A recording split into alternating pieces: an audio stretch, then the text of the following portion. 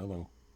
I don't know if this is going to work or not. I think this is still plugged in, so I'll put a little bit closer to my face. But I woke up in a great deal of despair and fear, and I made a video and try to make myself feel better. And of course, it was corrupted again.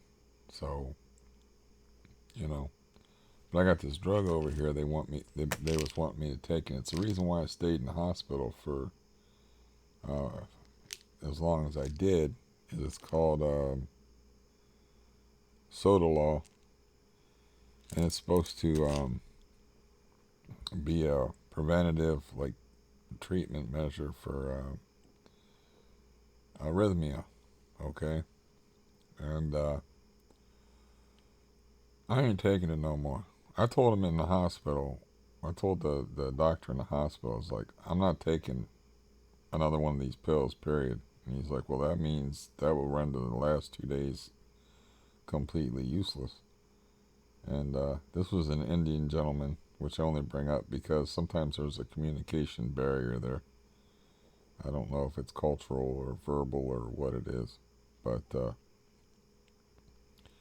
anyways, I'm talking to this doctor any old kind of way, and the nurse is in the background kind of looking at me like,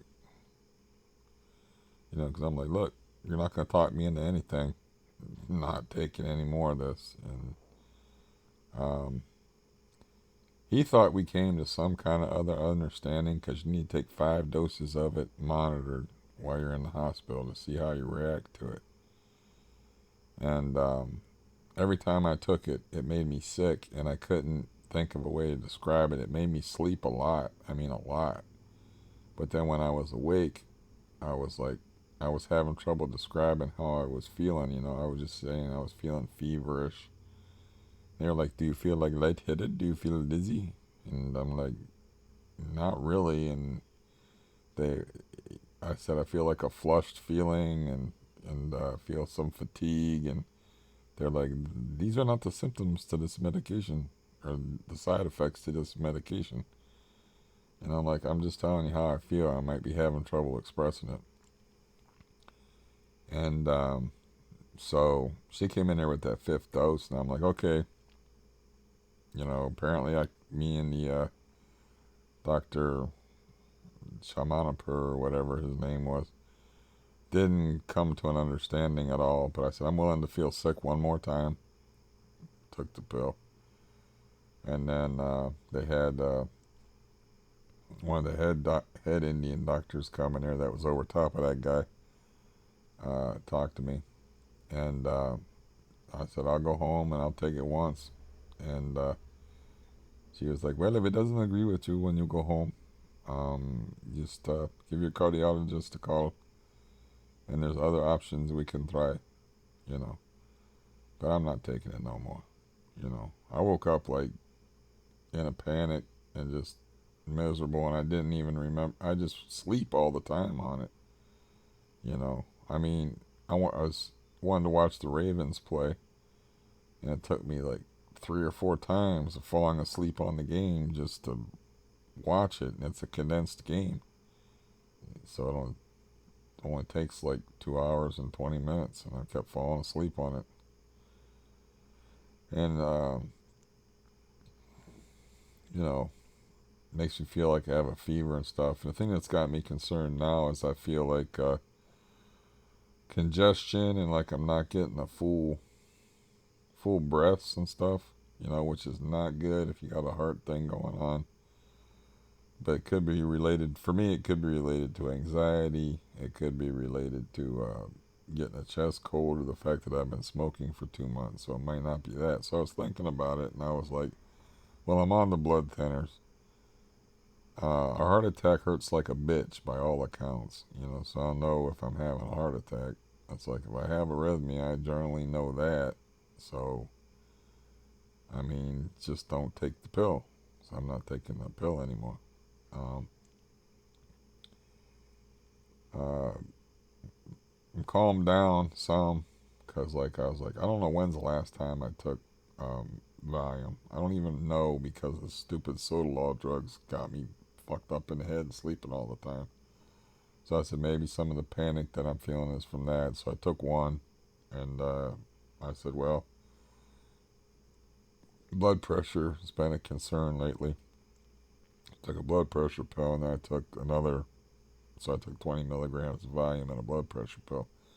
Because here's the thing I can't get is I go to my doctor and my blood pressure is 185, which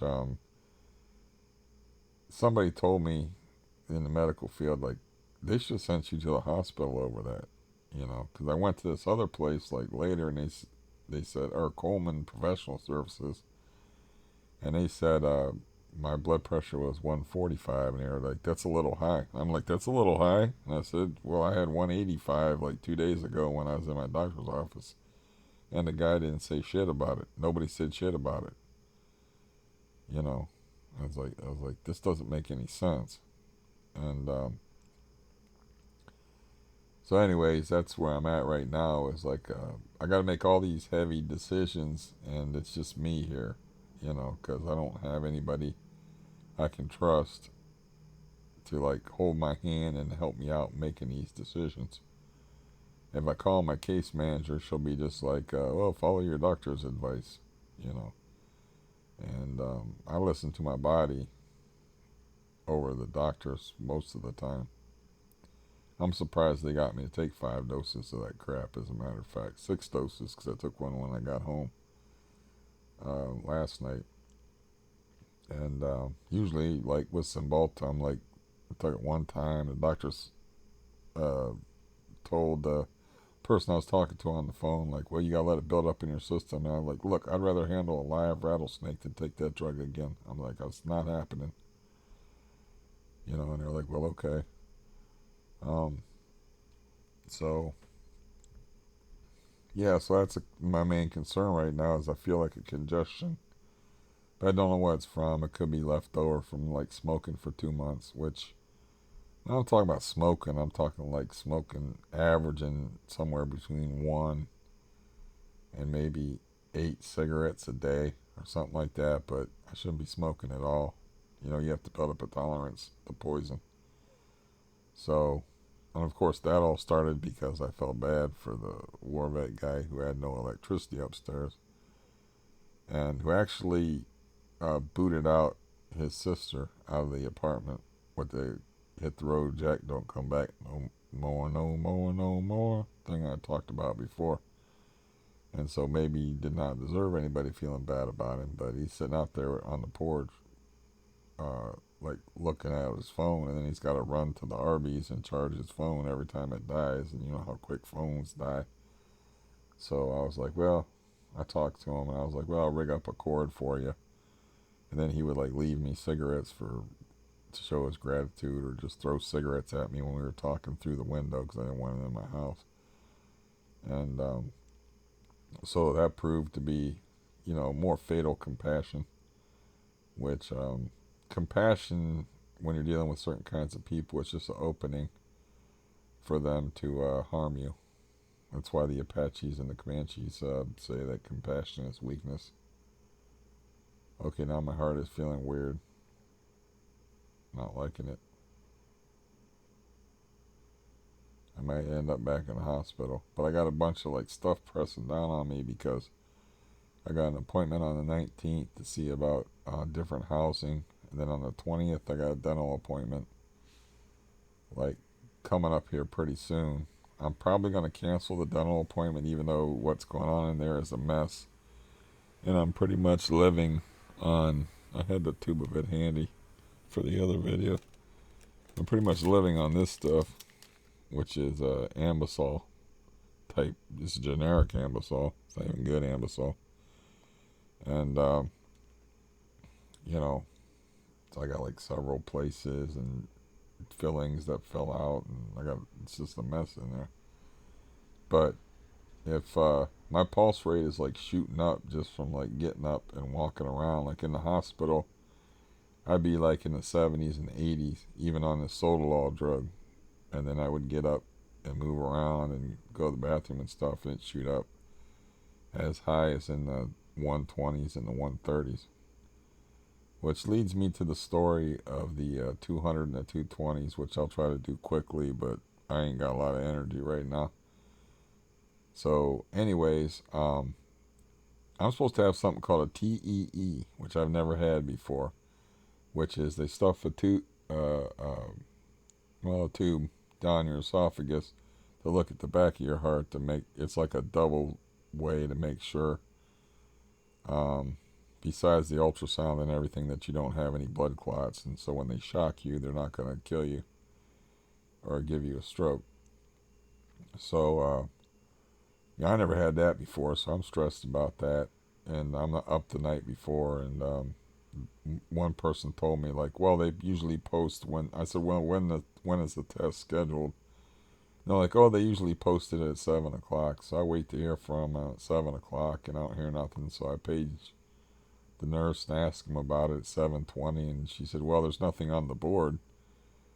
And I'm like, okay, because I need time to mentally prepare myself for this, because the way I understood it was they were going to put me under for the TEE thing with the alien probe.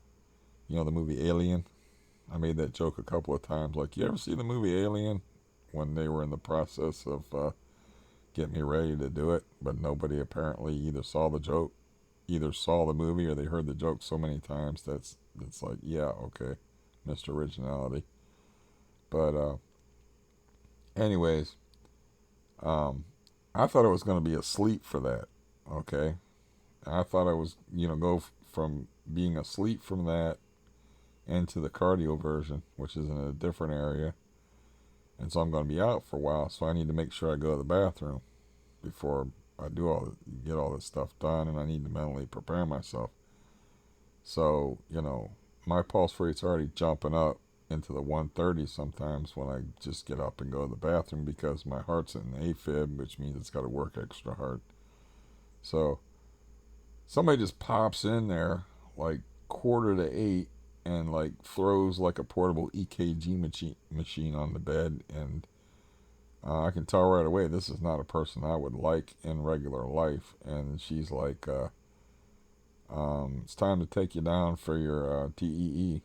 And I'm like, well, nobody told me about this. I'm gonna have to go to the bathroom. So I get up to go to the bathroom, and I'm already stressed because this is getting sprung on me. And then I go in the bathroom, and like they're like, I'm taking a leak, and they're like, "You okay in there?" And I'm like, "I'm fine." And they're like, I'm at the sink getting washed up and stuff, and they're like, "Your pulse is like 200. Are you okay in there?" And they're knocking on the door, and there's like three nurses outside. And I'm like, "Yeah, I'm okay. I'm okay." And I feel like, well, maybe I should try to take a shit too. So I'm trying to take a shit, and they're yelling at me while I'm trying to take a shit, which, by the way, doesn't work. "Are you okay in there?" And I'm like, "I'm trying to take a shit, man. Would you leave me alone?" And they're like, one of them's like, "I don't care. Your pulse is 120." Okay, and I just give up on the whole thing. I come out and I said, "You don't care, huh? Well, let me tell you something. I'm the one that's going to be dead, and I'm going to be out of this mess, and I'm not going to have to deal with this. Y'all are going to get fired. You should be the ones that care, you know." And the one nurse that liked me real well, she never said another word to me the time that I was in there, because I come out of there ferocious. And that's pretty much what I said to him. It's like, I'm going to be dead, and I'm going to be out of this mess. I'm not going to have to deal with this shit anymore, but y'all are going to get fired. So y'all ought to be worried about yourself and not worried about me. And they're like, "Woo, this is a different guy. We don't know this guy." And so they spoke to me a little bit differently after that. And, you know, it's like, I told the one, I said, "You probably raised my pulse like 20 degrees just by saying the shit you did and bothering me while I was in there." I don't remember what she said. It's kind of like, how people just, they don't come back at you hard. They just kind of blah, blah, blah. And it's like one ear and out the other. And so anyways, they wheeled me down there for that test. And no, they lied to me. You're conscious for that. You're put in like, you're supposed to be put in like a barely conscious kind of state or whatever. And the drug they use is fentanyl, which coincidentally, fentanyl is something that they put in Xanax on the street when they want to like make fake Xanax. Killed a lot of people. You know, it's very, very potent drug. And it's also they lace like other drugs with it. It's like it's a dangerous, like very dangerous drug. So they're pumping me full of ampules full of this shit, and I think it's a mixture of fentanyl and something else. And all I remember was the fentanyl thing, and it's not working. So they put like 5 ampules of that shit in me before they decided to go ahead and, you know, they put like a mouth guard in your face. And this shows how powerful shame is. It's like, oh, they're gonna put something down my mouth. It's like they're gonna see my rotten teeth and stuff, you know. But they put like a mouth guard with a tube in there so they wouldn't been able to see shit because they're worried about breaking your teeth when they put this tube down your throat. But I could feel the whole thing, and it was not particularly comfortable, and I was awake for it. They did the test, and of course I didn't have any blood clots. And then they wheeled me somewhere else and did the cardioversion, which is, you know, you're like under hypnosis or something. You're asleep and then you're awake and then you're fine. It's the easiest thing in the world. And but then they put me on a Sotalol drug, and man, I don't know. I'm like, why do I feel like shit? I feel horrible. You know, it's like this last December. You know, there's probably a video on here of me afterwards. I think with still tape from all the times they poke you with the needle, and you know, it's like I felt like so much better then. And because the guy said, the Australian doctor that come in there, that I don't know if I told that part of the story in this version, but he was like, they were gonna shock me that day, you know, the day that I came in, but I ate, and it's got to be done on an empty stomach. That's why I don't let you eat or take anything by mouth in the ER, to keep you empty in case you have to do anything like that. But I got a bad headache, and I was like, man, I haven't eaten for like 18 hours. I said, I think I figured out what my problem was. You got something I can eat? And they brought me in a lunch, and I ate it. And he comes in, he said, you ate, huh? And I was like, oh, that expression on his face isn't good. So he was like, well, first thing tomorrow morning, because you got to have empty stomach, you know, nothing by mouth after 12. And that was, of course, the night before the TEE test and getting shocked and stuff. So this is all out of order. And so this morning I woke up, man. I was like all panicky and stuff because I just felt so sick. And I was like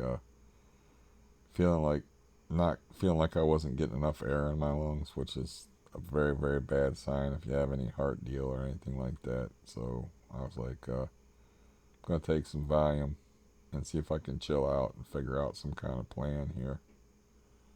And I didn't even tell anybody when I was in the hospital, like any family or anything like that, except for one of my relatives that's in Kentucky right now. I asked them to stop by my house and leave they got cats, so they leave a bunch of cat food out there because my cat didn't get to eat for over 2 days.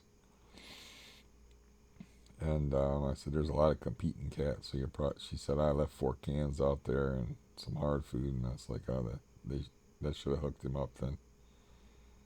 And anyways, see, I can't remember what I said in the video that didn't work in this video, but I remember ending the last video like, man, protect your heart. Like, if you're doing anything that's putting your heart at risk, I mean, once you fuck up with your heart, or you have something wrong with your heart, there ain't no going back, man. Everything is about your heart. Like, this wheeze I got might have nothing to do with my heart, but it doesn't matter.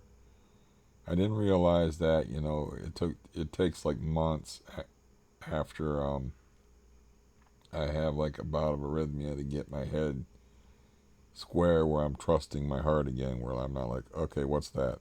What's this? What's that?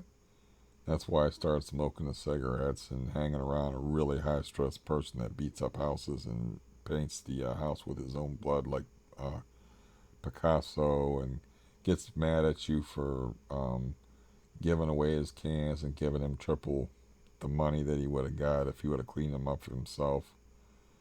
And you're dealing with irrational people and like hanging around high stress people just because you live in the same building. Try to explain to him, the one Indian doctor was like, "So you live like in assisted living?" And I'm like, "No, that's not what I meant. I live like in a house that's just it's not made for apartments, so it's like a big dysfunctional family. Everybody knows each other and everybody's in everybody else's business, and it's not a good living circumstance." Because he was wondering if I had anybody to help me, and the answer to that is no. I have professional people, and I'll just call them. They'll just be like, "Well, call your doctor," because they're dealing with, you know, it's nothing personal. There's no personal relationship with them. The people that I have personal relationships with, I cut about 60% of them off. So, I got my cop friend who I called yesterday, and I called him yesterday when I got home from the hospital to make sure he didn't stop in the hospital to visit me. And then I got the person that left the cat food out there, who I don't really trust with my emotions 100%, but they're pretty good. And I got a brother, but he's the guy that like I was like I'm in the worst depression of my life like a few weeks ago. I like to go back to a few weeks ago when I was just like in a depression than to deal with all this. And he just kind of like doesn't even mention like, well, what's going on with you, or like, why do you think that is, or anything like that. He just listens and then moves on and talks about what he wants to talk about because he's not emotionally equipped to deal with that kind of shit. It's just not, empathy and sympathy, not his thing.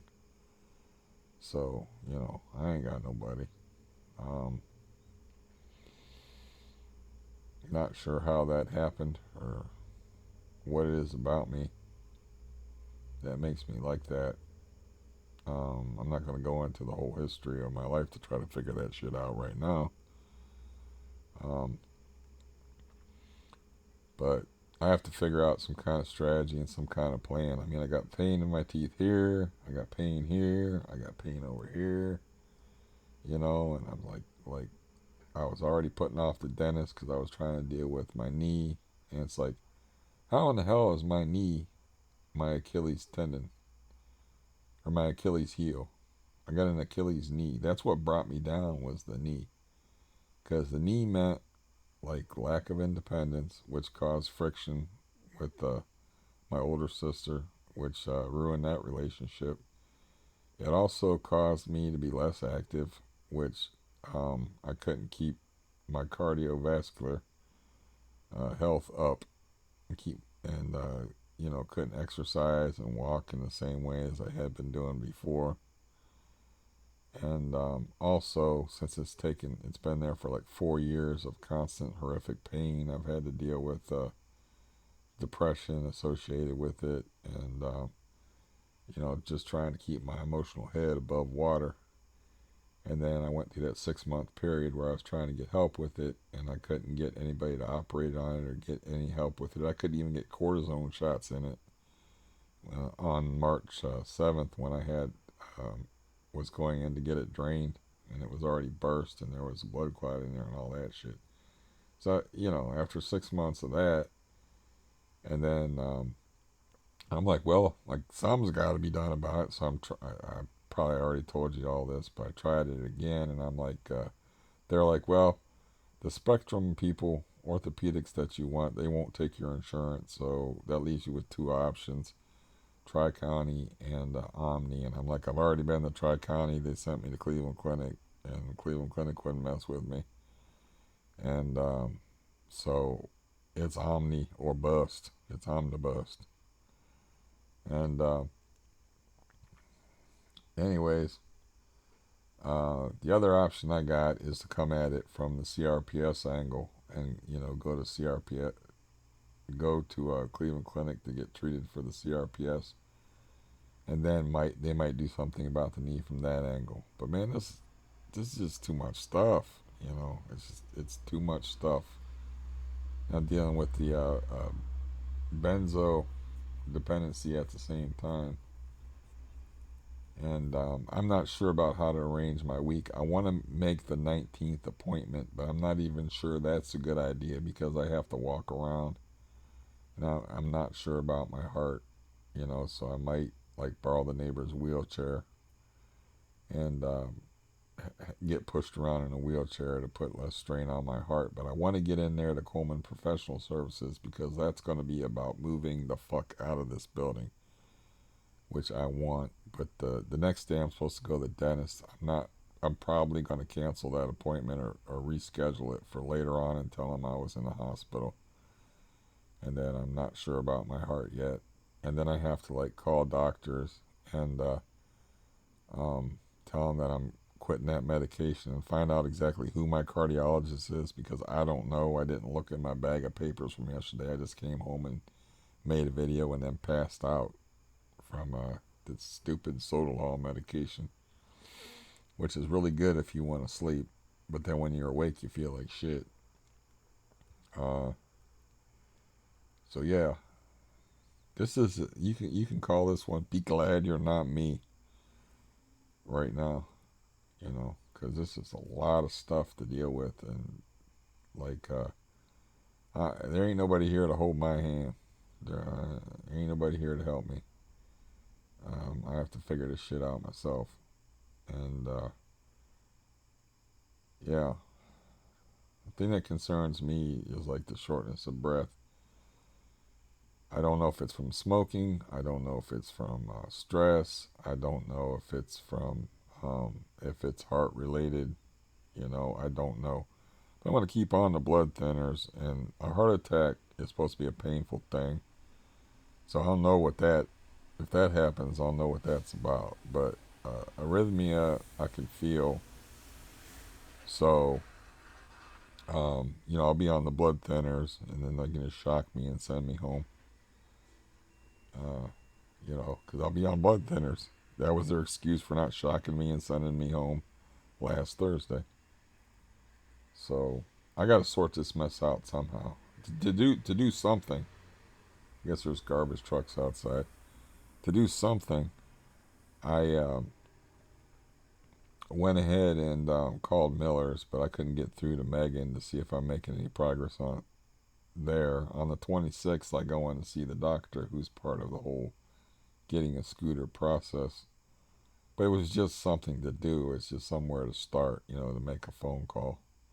It's not really the phone call that I need to make. I know that my leg hurts like a bitch just from walking on it a little bit because I was walking around the hospital. And that was the cool thing about being in the hospital was like, you know, you got like a monitor so you can see how fast your pulse is to the number, and you can see the your rhythm to see if you're in rhythm or out of rhythm. And you know, there's no question about it because I thought about the statement that I make where I can like, well, I always feel myself going out of rhythm. Like, how would you know if you didn't feel yourself going out of rhythm? Which is a point that one of the doctors made where I'm like, that's a good point. It's like, yeah, that was like why one of the arguments that they made, not in the ER but later on, about why they didn't just shock me in the ER. It's like, you say you know when you're in rhythm, but what if you the time that you're out of rhythm and you don't know you're out of rhythm because you're asleep or because you're, you know, how do you know what you don't know, in other words? So yeah, I don't know. This is a mess, man. This is something I gotta sort out, and the only way you can de-stressify any situation like this is through action. So I'm gonna have to figure out a plan of some kind. And I don't even get like a day off from it though. You know, I had my day off was like yesterday, but I slept through it. I couldn't even stay awake for a condensed football game. It took me like 3 or 4 tries just to watch the Ravens game. And I mean, Yeah, my appointment's on the 19th. Today is the 16th, so I got time to figure that out. And then my dentist appointment's on the 20th, which I'll probably just cancel because that's too high stress in my condition. And teeth don't rot that fast, but you know, when also what happens with it is like if you're getting warning signs, one day it's a warning sign, a little bit of ouch. The next day it's a toothache, a swelling, and an abscess. Not good things to think about, but just facts. Um, so yeah, this sucks with lots of U's in between there. Um, I got to figure out a plan of action. And I don't have really no way to help me do that, but me. And uh, I'm calmed down a little bit because I got the two volume in me from the first video I made, which sometimes I get a corrupted file. I'm not sure why, but I was like, oh, that's great. There's a wasted. Maybe it's not wasted because I got some of the stress out of me. But anyways, I'll keep you updated and um, see if I can figure this out. I'm always, I'm relatively cheerful yesterday, but I'm always cheerful when I'm out of a doctor's office or a medical place or a hospital. Of course, you're going to be like somewhat cheerful about it, but the reality of the whole situation is sinking in, and the shortness of breath is freaking me out, and I'm not liking it. Let's see if I can get a wheeze going. See what it sounds like. Oh, ain't bad.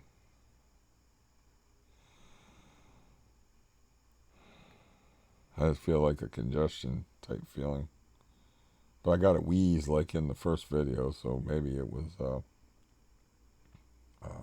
maybe it cleared up a little bit. I don't know. I'll tell you, it's a weird thing to be that self aware of your body because it's not a good thing when you have anxiety. It's like a double edged sword, like I told him about the arrhythmia thing. It's like I can feel when I go into arrhythmia, and that's a good thing because it puts you at less risk. But it's a really bad thing because it's like torture, feeling all that inside you going on, you know. And then not knowing, like, it's like not knowing if it's a big deal or not, these sensations that you feel inside your body. Um, but yeah, this has been a fun, cheery video. And there's like a mirror over there. That's why I'm getting the reflections on the glasses. And I have to have a little bit of light in here, or you won't be able to see my cheery face. And that would just be horrible for you. Um, but yeah, this is like a, whew, this is a bad situation I'm in. It's interesting though, like, the worse your life will get, the more you'll find out who your true friends are, and who's there for you and who's not, and who you can depend on and who you can't depend on. And man, that is a rough and rude awakening. You know, it's like, oh, these people over here, they were just using me. I thought they were my friends. It's like this person over here, they're like no good at all for empathy or sympathy. This person here is just downright abusive, so we can scratch them. Um, you know, it's when things get tough, the fake friends get going. To bastardize a very common aphorism. I don't know if I said that right. It's supposed to be when things get tough, the fake friends get going. I think I said it wrong. That's when you find out who's really on your side or who's willing to help you out or stick their neck out for you a little bit. Is when you get in situations like this, and then I'm finding out like I'm fairly alone. having to deal with agencies for help, and the agencies are like, they're not your friends, they're not your buddies. They don't have any. They don't have like. They haven't known you your whole life. You're just another client or patient to them. They're just worried about. They might be worried about helping you, on like a humanitarian level, but they don't have no personal connection to you. They're just more or less worried about doing their jobs. Like I told them nurses, it's like you worry about yourselves, because if I'm dead, I don't have to deal with this shit no more. Y'all are gonna get fired. So, anyways, that's enough. Hopefully, this one isn't corrupted. It's bad enough to have a corrupt monitor. Did I say that right? A corrupt narrator, and making a corrupt file, man, that's a double whammy. Anyways, it is what it is. I'm frazzled, and it might as well show through. So, there you go. I'll keep you updated. Goodbye.